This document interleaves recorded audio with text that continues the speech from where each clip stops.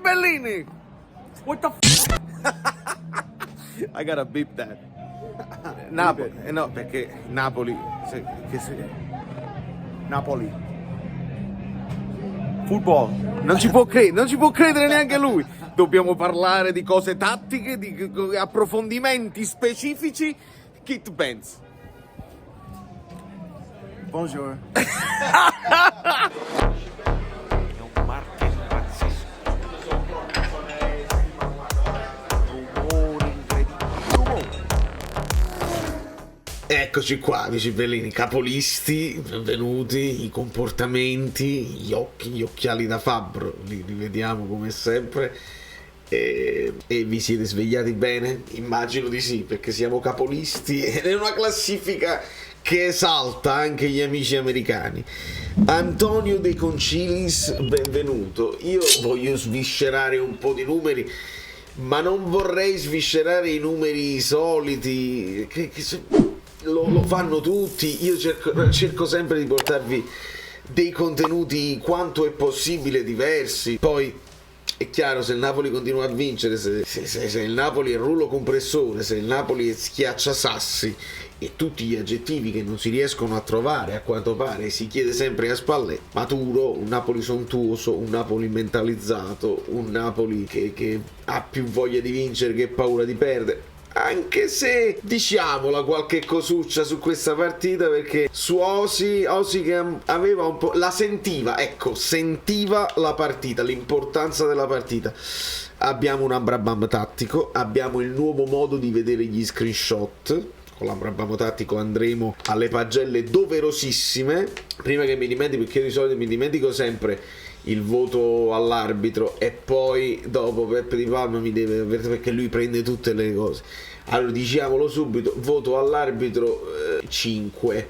Non mi ha entusiasmato, perché comunque hai fatto innervosire. Il fallo di Mario Rui nemmeno l'hai visto, è dovuto venire il VAR, fallo che ci sta, quindi non è che il 5 viene per l'espulsione di Mario Rui, ma perché hai fatto innervosire. Alcuni falli dovevi chiamare prima, senza proprio problemi. E andremo a parlare anche di queste cose qua, ma con calma. La classifica l'avete vista. Prima di parlare del Napoli voglio fare un augurio e un in bocca al lupo, una prestissima guarigione a Insigne, che purtroppo ha cominciato la stagione col suo Toronto testè, praticamente è finita da poche ore qui in America, e hanno perso al 98esimo, sono andati in svantaggio, hanno recuperato 2 gol, ha segnato pure Bernardeschi, un rigore bruttissimo pericolosissimo. Bernardeschi che prende pure una traversa, recupera il Toronto, si infortuna Insigne nel primo tempo da solo, quindi infortunio muscolare, mani sul volto, smorfia di dolore. Peccato per Lorenzo, riprenditi presto, perché non esiste proprio. Dobbiamo festeggiare tutti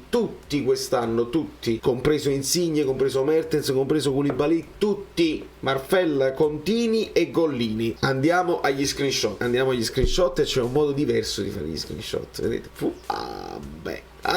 Mi vedete anche nell'angolino.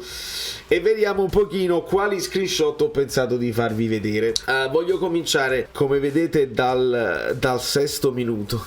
Posso farvi pure quale sesto minuto? Al sesto secondo, che c'è per esempio la pallata, no? Che arriva, questa pallata, la vedete, la pallata che arriva direttamente da Ruperto, un po' quella cosa tipo Mazzarri, tipo Napoli che fa. Io voglio sottolineare la presenza di Zielinski, la faccio vedere subito il raddoppio che fa il Napoli con Mario Rui e Zielinski, perché Zielinski fa un passo in avanti appena batte, perché bisogna vedere dove, appena batte l'Empoli, bisogna vedere dove arriva il pallone, poi subito capisce che Ruperto farà il lancio e fa subito una corsa al rientro a tornare a dare una mano, e là ho capito, Zielinski è mentalizzato, questa partita non la sbaglia, e Zielinski ha fatto una grandiosa partita in tutte e due le fasi, veramente importante. Quindi questa sembra una piccolezza, ma noi le piccolezze dobbiamo vedere, perché le cose semplici le vedono tutte, noi dobbiamo vedere le piccolezze. Tant'è vero che dobbiamo lanciare un contributo, perché Spalletti ha detto,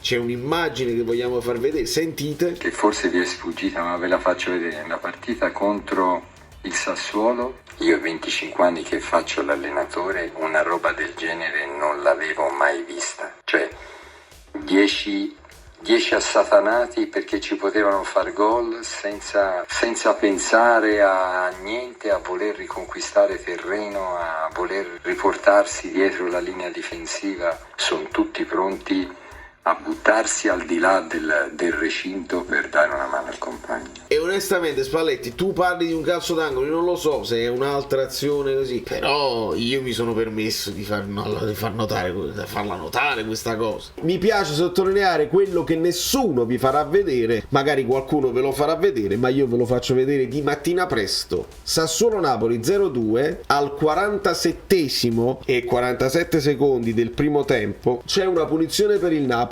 La batte Elmas, scambia con Politano e la batte al centro. La palla credo che arrivi ad Osimhen che fa un colpo di testa, non mi ricordo, insomma la palla arriva subito a Consigli che la rilancia immediatamente. Guardate chi torna a marcare poi Laurienté che stava pronto per il contropiede, abbiamo visto che può far male Laurienté, arriva Lobot che arriva Elmas come i pazzi, sono i primi difensori che fanno tutto il campo al 47esimo in vantaggio per stoppare il possibile contropiede, perché questi ragazzi sono mentalizzatissimi. Piccole soddisfazioni che non servono a nulla. Andiamo avanti con gli screenshot. Ecco qua, secondo screenshot, ovviamente i famosissimi calci piazzati del Napoli.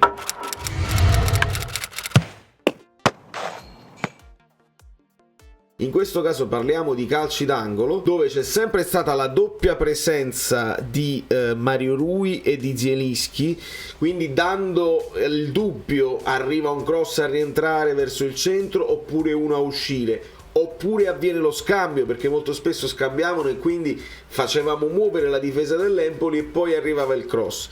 In questo caso arriverà il cross, ma quello che dobbiamo vedere, e lo diceva Vicario, c'è Kvara luccava come un pazzo Kvara, e quindi su una respinta di un giocatore dell'Empoli la palla finisce proprio a Kvara che si mette al punto giusto e in questo screenshot successivo facciamo vedere anche il movimento che fa Kvara con questo, vedete la gamba, guarda la gamba, cos'è? Questa gamba così, praticamente lui allarga il pallone, il movimento che ha fatto Anghissà per il passaggio che poi porterà al colpo di tacco di Kvara in Champions, quindi allarga questo pallone che va. Come lo facciamo? Lo facciamo in rosso, che poi io mi devo divertire, il pallone che farà questa traiettoria qui. Bello. E arriva Zielinski di gran carriera, poi devo stare attento a non disegnare cose strane. Arriva Zielinski di gran carriera che coordina bene e mette al centro il pallone che poi verrà deviato da Ismaili.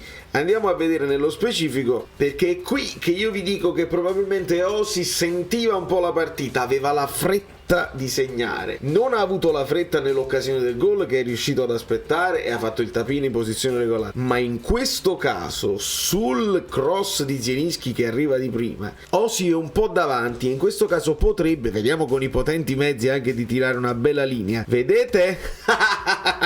Vabbè, scherziamo, ma una bella linea, si vede che Osi è in fuorigioco, sarebbe stato in fuorigioco se non ci fosse stato il tocco di Ismail, quindi un pochino di fretta Osi l'aveva per sbloccarla, sentiva la partita, abbiamo sentito anche le parole in intervista, insomma, e l'ha detto anche Spalletti che quando è tornato negli spogliatoi, ricordiamoci che 2-0 non basta, l'Empoli ci ha fregato l'anno scorso, quindi Osi in questo caso non è attivo, ce l'ha spiegato anche Marelli, ma un po' di frettella l'ha avuta e neanche nelle altre occasioni purtroppo ha segnato un gol incredibile, però anche quello in fuorigioco. Andiamo a vedere altri screenshot. Questo onestamente è semplice, è per giustificare il voto a Meret. Voi nella live mi incalzate e fate bene, io per questo senza live, senza la community non posso stare.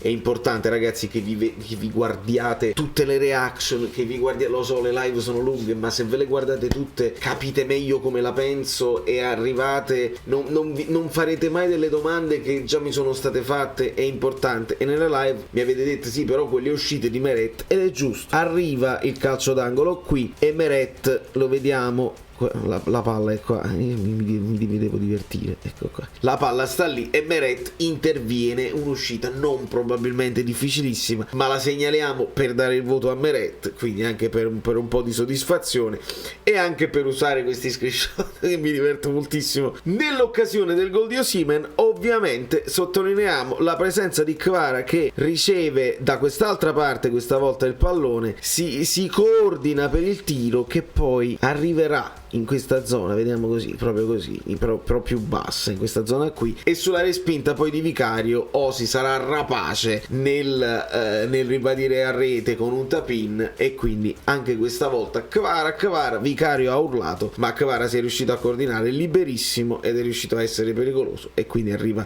il 2-0 del Napoli. In questo street shot in questo screenshot invece vi voglio sottolineare la bella pressione di Lozano che recupera palla pulita. Dobbiamo far vedere anche la pressione di Kvara, perché la palla era in questa posizione qui e Kvara vedete che fa questo movimento ad arrivare qui, che era in pressione già sul portatore di palla dell'Empoli, che scarica poi su lui che credo sia Lupertino, e Lozano lo mette in difficoltà e metterà poi in porta Osi. In questo caso ci sarà grande risposta di Vicario.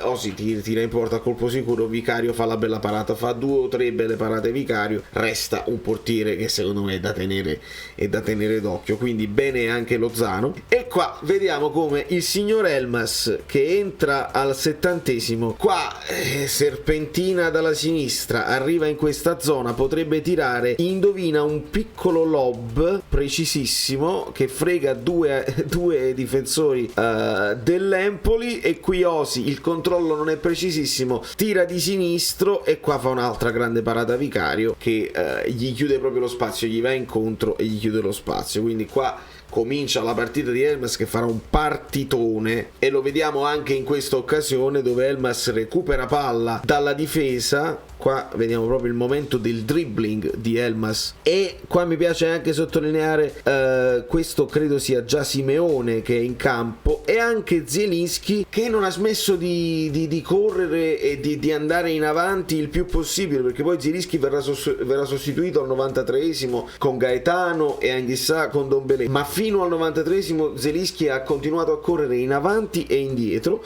E vediamo come si conclude questa azione con Elmas che in possesso di palla arriva fino in questa zona, servirà Simeone che è bravo, la tiriamo la linea del fuorigioco, non è in fuorigioco Simeone, forse vediamo se poi la prospettiva non si può fare, le linee non si possono fare, ma Simeone era in gioco, fa i passetti con un controllo orientato, va verso il portiere e tira pure un bellissimo tiro a incrociare che Vicario paga bene. Si paga. C'è un ulteriore screenshot bonus.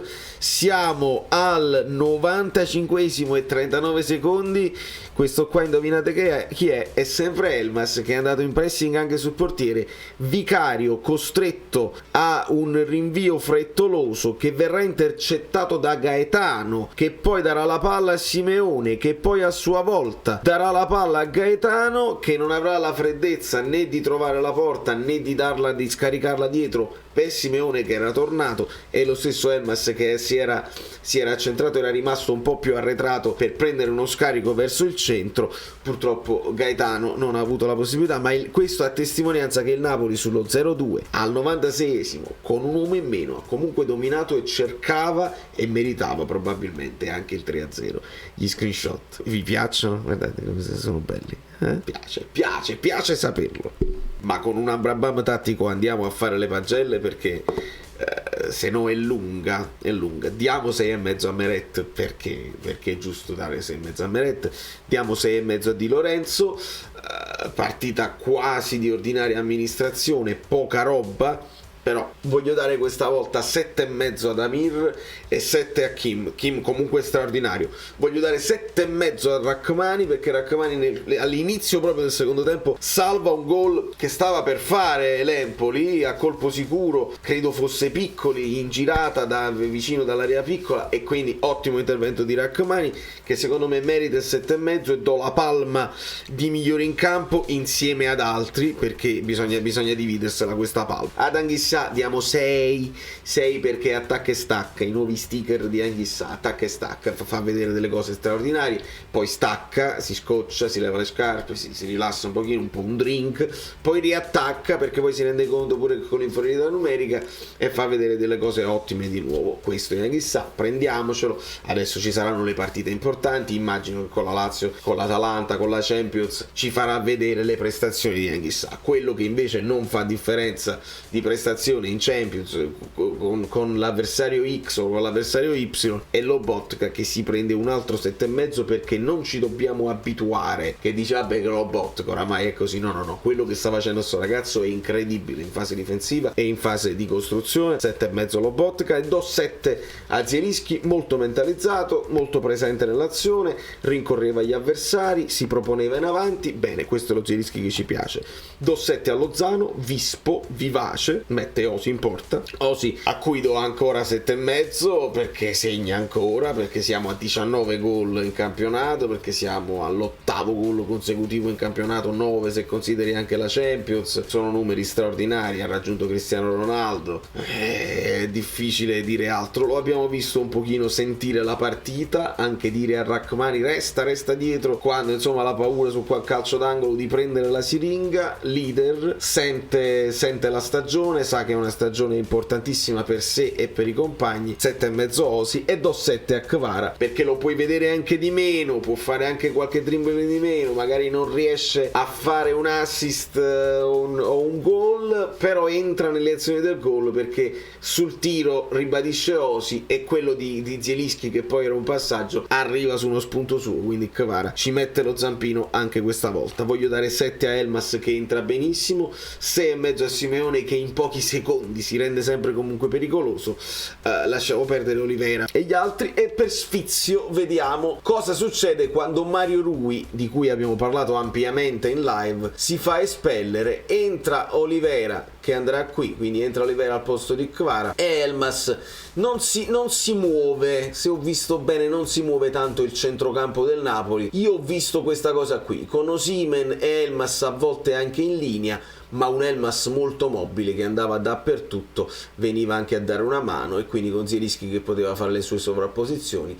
Elmas seconda punta, sotto punta, quindi un rombo, qualcuno l'ha chiamato anche il rombo, 3-4-3-1-1, 4-4-1 col rombo o 4-3-2, cambia poco. Grandissima partita di Elmas in questa fase delicata della stagione. È una fase delicata dove finalmente abbiamo visto anche il Napoli che cosa deve fare quando va in 10 uomini, in questo caso molto bene. Entrano Ndombele, entra Gaetano, Oliveira fa il suo dovere e lo stesso Simeone. Però tantissime altre cose da dire, ma vediamo di distribuire i video anche in settimana, perché adesso ci dobbiamo preparare per la Lazio, ci sarà un po' di tempo, non si deve parlare di turnover, non si deve parlare di niente, si deve parlare di occhi di fabbro, si deve parlare di facce di cazzo che affrontano le partite come si deve, e ci divertiamo tantissimo. È la soddisfazione assoluta, come abbiamo detto da parecchie giornate, ammazzare il campionato, dimostrare una superiorità